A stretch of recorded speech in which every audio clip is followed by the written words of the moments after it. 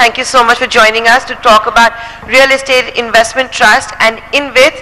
And of course, I'm going to begin with Mr. Barua, who's here from the market regulator, talking about this great product. I know the narrative just seems to be about why haven't we seen a single REIT listing, but is that because the market regulator has taken its time to make sure that when we launch, let it be right and let it be perfect? So one thing I would like to say that it is not that there is no filing for the REIT. So we have received one application for REIT also. Embassy. I don't want to say anything. So one already product has come. As far as InvIT, we have received 6 applications. As you know, this is a product the world over. It has taken time to be launched. And in USA, that bill was passed in 1960. But in effect, the product became successful in 1990s. So there is a long gestation period before this product takes place. But we have advantage of leapfrogging in a sense. You know, Mr. Barua, the market regulator has also been coming out with, if I may say so, slew of changes. Like almost at every other board meeting, we do see REITs being discussed, it's being made a better product. Are you done? Are you done giving the final touches? For now, at least, you've received one application also. This is a product on which need a lot of structures to be put up. Before I get to the developer community, on what they make of REITs and the model that exists, a community that is also thirsty for capital. I beg your pardon for saying it. Let's talk to the investor community. Mr. Naren, you're representing the largest mutual fund that we have in the country here. ICICI mutual fund has been pretty bearish when it comes to real estate and infrastructure. You're of course managing other people's money, so you have a duty to be more cautious. So when you look at these products like REITs and InvITs, what do you think? Like, are you going to put any money in? What is your reaction? Are you going to compete with it?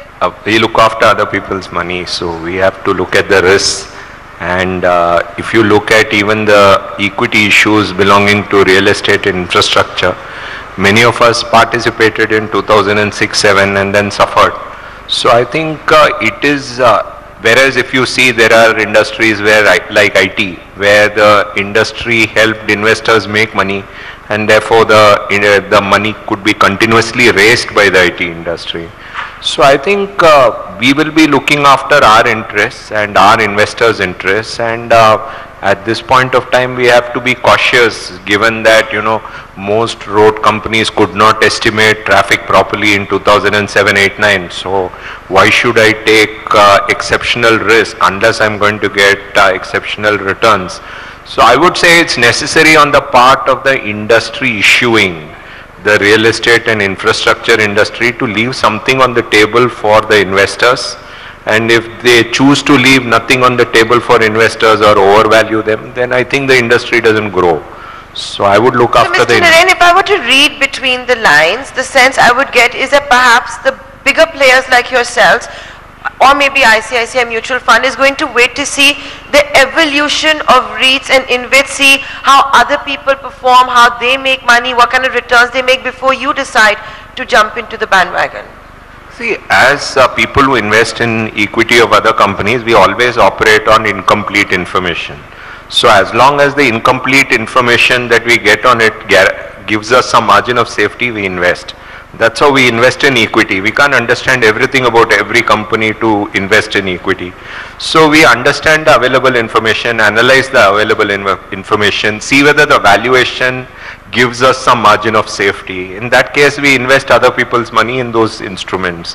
So the same process we will follow. It is not that we won't invest in REIT or InvIT, but we have to invest in the best interests of our investors. So there has to be margin of safety. Mr. Kampani, what will be an exceptional return? What will be a good return? What will make it worthwhile to list a REIT and an InvIT? So we'll ask the investors and then we'll ask the developers that is it worth it for them to actually list the REIT and the InvIT? I would like to start by saying that, you know, a REIT is a very different product. You know, it's a very balanced product. It's not a product which is like an IPO. And I think it's very important as the collective responsibility of the issuers, the investors and the investment bankers that this product first of all is not missold. So in a REIT, what do you get, right? In short, you're getting some amount of capital appreciation, but you're getting stable income, right? So that is the idea of a REIT. So it's a much more protected structure than a company which is really raising capital for growth, right? A company raising capital for growth through an IPO is obviously a riskier proposition because the growth is higher.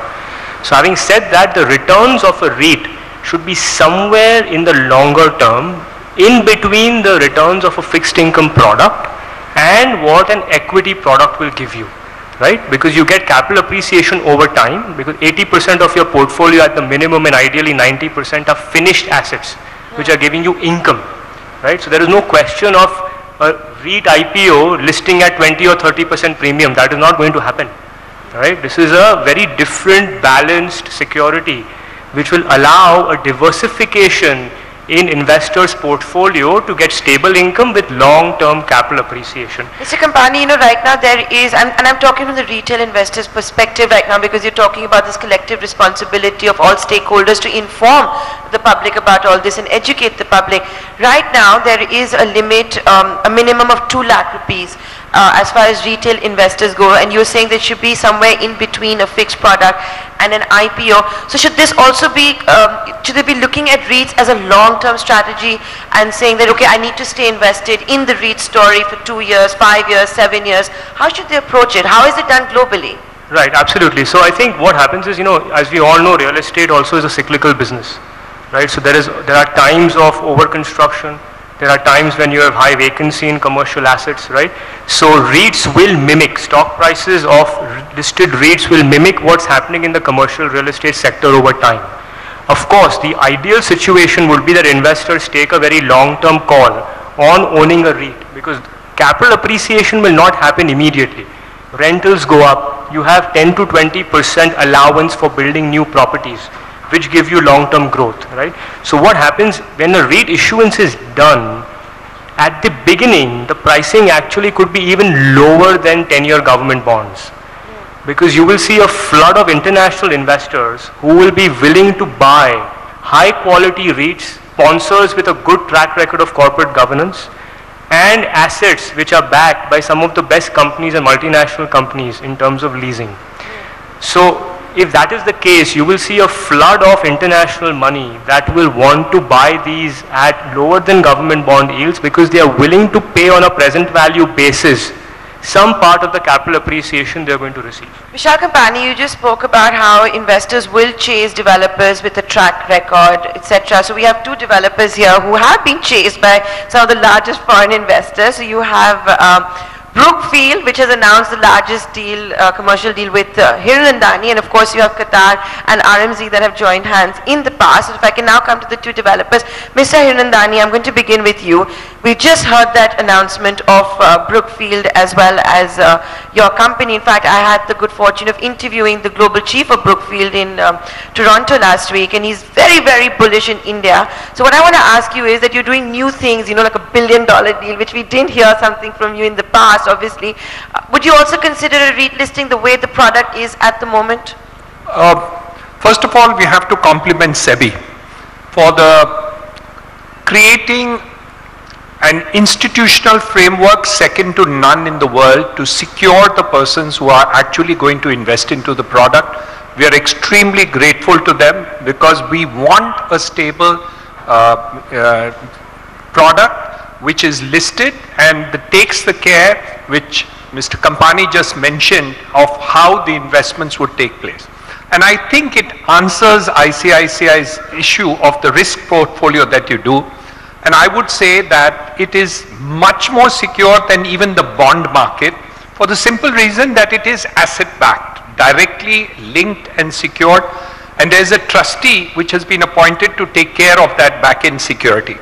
So I think to the extent to which that we are talking today, I am certain, in spite of whatever you have said, you will be one of the first investors into the REIT market. I wouldn't say the same thing about the InvITs in view of the insecurity in terms of infrastructure which has happened in the last 10 years, but hopefully it will change in the next 10 years and you will also look at that very proactively.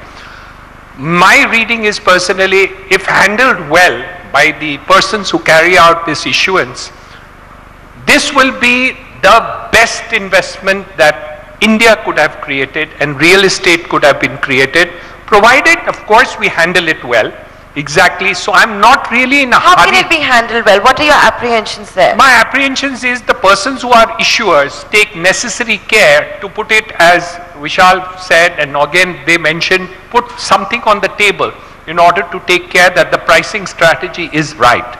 On the other hand, I'm looking at it the other way.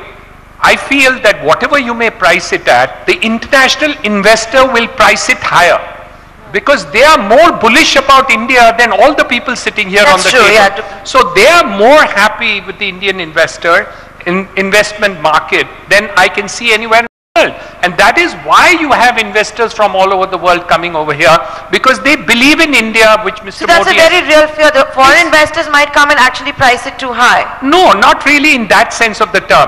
That the investments from their side coming in will be much more stronger.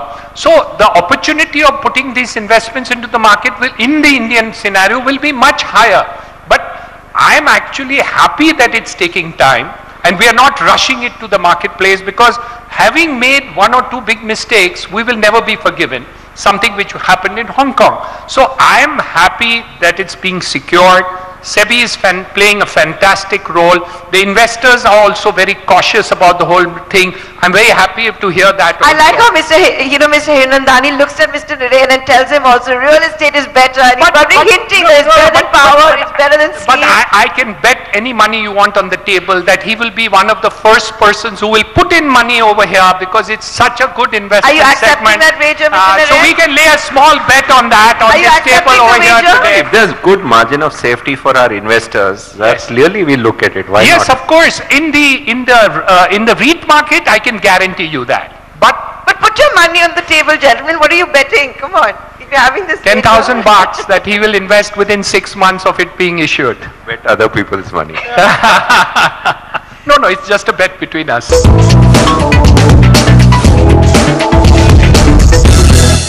We have Harsh Shah here from Sterlite Power, which has actually applied to SEBI to want to list an InvIT. So can you share your experience with us on why you decided to list an InvIT, and are you finding it challenging, all the issues that have been raised as far as pricing goes and how to get it right? Thanks. I think I'm only infra guy within the real estate. You better hope they don't have a bet on whether yours is going to flop or be a hit. No, that's fine. So I think first again I would like to start answering the first question you asked to Mr. Barua. This is the fastest product launch for InvIT or REIT anywhere in the world.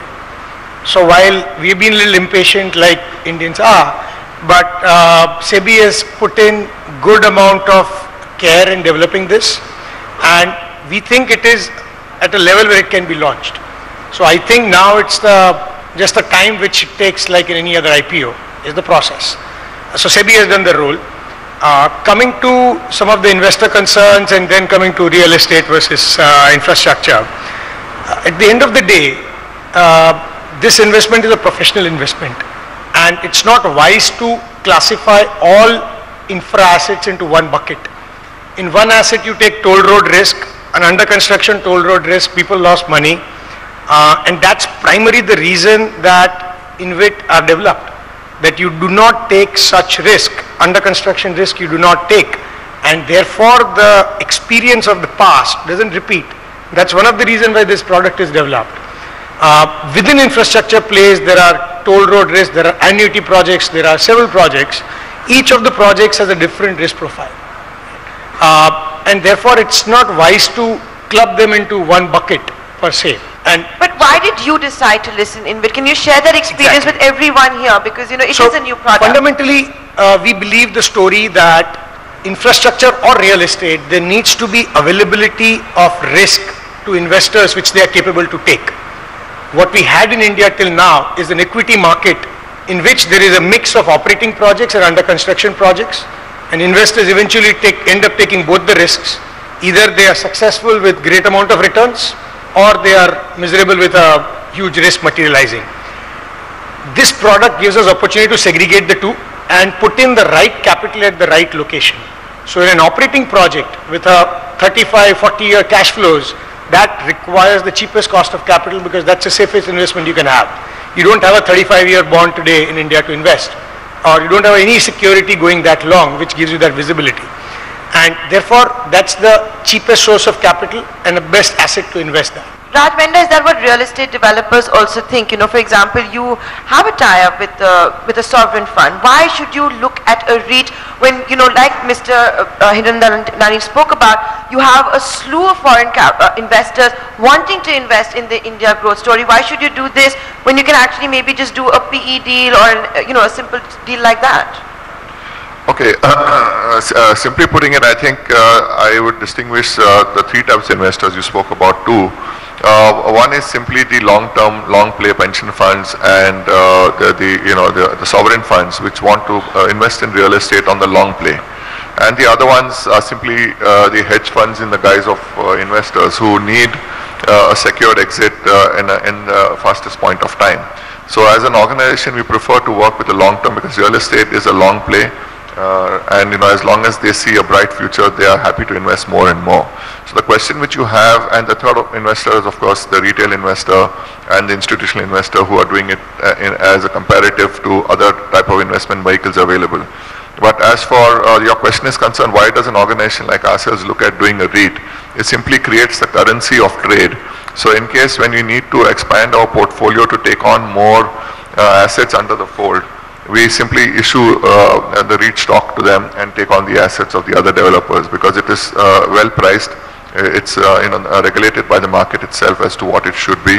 So it's easy to expand the portfolio, and that's what we look at, because currently all the investors, including ourselves, as far our company is concerned, are not keen to divest any positions, but need the currency simply to grow the portfolio, which is very easy to trade in. So the moment you can strike a deal, you actually can take on the asset right in a matter of few weeks.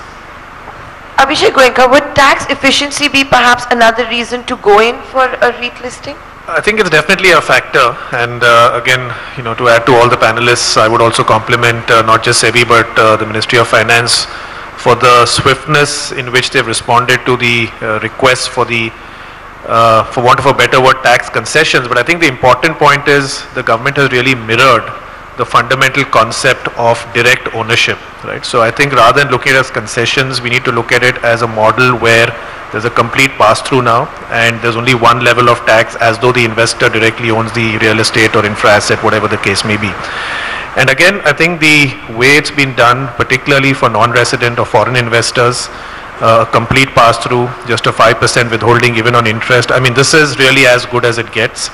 Again, the government, rather than doing it in bits and pieces and incrementally, they've just gone the whole hog. So I certainly think tax will play a factor, and clearly it will add to the attractiveness of the product. Saraf, would you agree? When do you think somebody should go in for a REIT, and when should someone not just list a REIT, but when should someone invest in a REIT? You have to have liquidity in the system too. Well, I think REITs has come at a time when investor confidence, and if I may use the term retail investor confidence, is at its lowest as far as real estate is concerned. So in my opinion, the dynamics of this entire instrument would operate from the perspective of restoring that confidence. Because here what you are talking about is that there is going to be a recurrent return which is going to come by, and there would be a minor appreciation as well. And so it would be in some sense treated as a very, very secured and highly regulated investment. Unlike the earlier perception what people had with respect to real estate investments. So in view of this kind of a scenario, I think the investments would come by and people would be interested in supporting a REIT listing. Not just mutual funds and institutional investors, but even retail investors. And we have to also realize that this retail investor in some form has even deserted these stock exchanges. Mr. Baru, are you going to go out of the way as the market regulator to ensure that there is retail participation? We haven't really seen that in the recent IPOs. They've been very, very successful, but it's also been on the back of the QIBs, the anchor investors that have come in, where you've also seen a huge premium at the time of listing. So do you think the market regulator will have to do a lot more to ensure retail investors also participate in the REIT story? As you know, in the regulation itself, there is two restrictions are there, especially as far as the REIT is concerned. The ticket size is 2 lakh rupees, and the for trading lot is 1 lakh rupees. So to begin with, because it is, we will first would like to see the HNI and other comes, and then after it the product has stabilized, then it can be offered to the retail. Niranjan, since you are investing on other people's behalf, do you think there is liquidity, the timing is right for such products? Because, you know, private investment still has not picked up. We're riding a lot on FDI, on the government's public expenditure, etc. Corporate earnings have not really picked up. Let's see what the new quarter will be like, the result season. So you think the timing is right?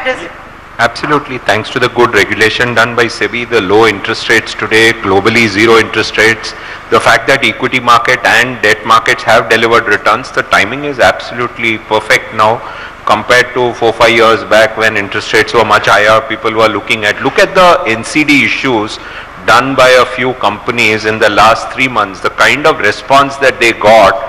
I don't think anyone would have predicted that response 3 months back. So I think the timing of REITs and InvITs is absolutely perfect. So what I'm going to do is, since all of you have the opportunity to be sharing a dais with the market regulator, very quickly, one by one, your suggestions to him on how to make REITs and InvITs better as either to list it or to invest in, so that we have all the stakeholders having something that they can share with the market regulator. Abhishek, we'll begin with you. So my request would be that bring the InvIT and REIT regulations at par when it comes to the private offering rather than a public offering being made compulsory for REITs.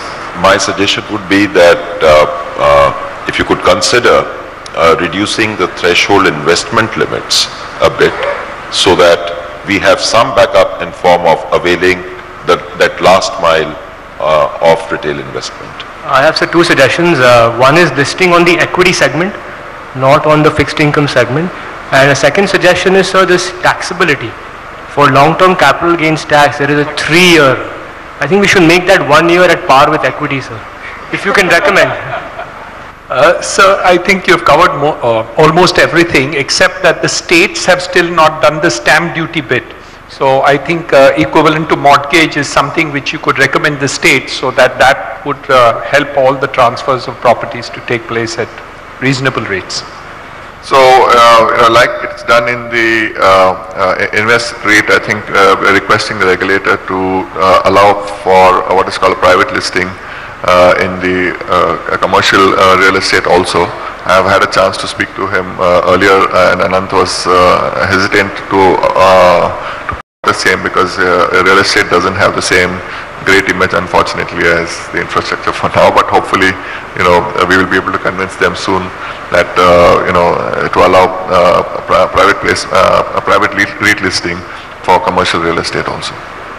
So I have just one suggestion to help us build understanding of the product in India with specific regulators like IRDA, PFRDA, and several others, including, it's not regular mutual funds, it's the equity listing, debt liquidity, or both have a flexibility of investment from both, because it's not an equity product, it's not a debt product. So how does a fund manager choose?